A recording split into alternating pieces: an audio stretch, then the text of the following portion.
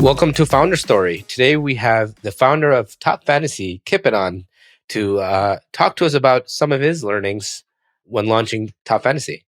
Welcome. Hello, Imran. Yeah, thanks for having me here. To me, Top Fantasy has done an incredible job of virality and growth. What are one or two lessons that you could give to people, founders, builders that want to eventually tap into this growth loop? I think my best advice would be to focus on the distribution and not the product overall.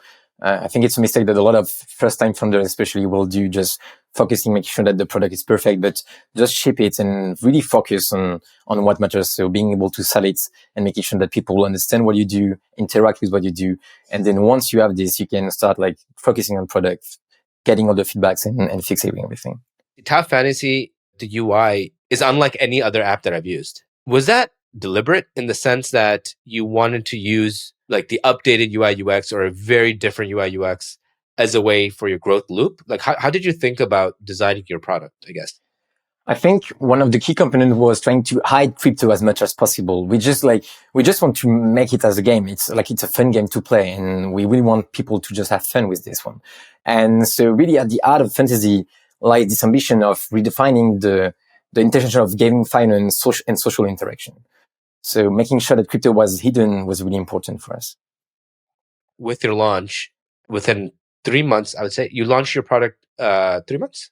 Not even, 2 months and a half, something like this. And we started 3 months ago, so we did 2 weeks between. You hit 40,000 users. How did you do that? So I think fantasy is quite gutted in terms of distribution mechanism because we are on top of, so maybe I can just introduce fantasy a bit more. Fantasy it's a social trading card games on top of Twitter, where basically all players will earn reward based on their favorite influencers on Twitters. And so we had all these mechanism loops where players were tagging the heroes and heroes were tagging us to know like what hat was that.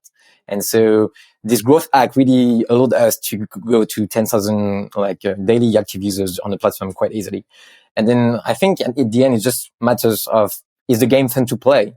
And if it is, then people will just tell their friends and make sure that everyone is getting about it.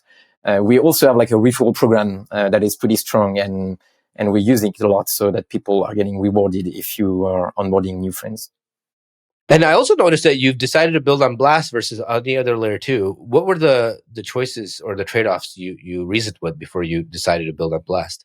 So Pac-Man with Blast and Blur showed how he was able to align everyone in terms of incentive and make sure that a lot of people would come. And we knew that the incentive for Blast would be insane. And we knew that it was onto something big. So there was definitely potential to be one of the first apps and to be the flagship app on Blast. That's what we had in mind. Kipit, thank you so much for your time. Thank you, Imran. That was nice.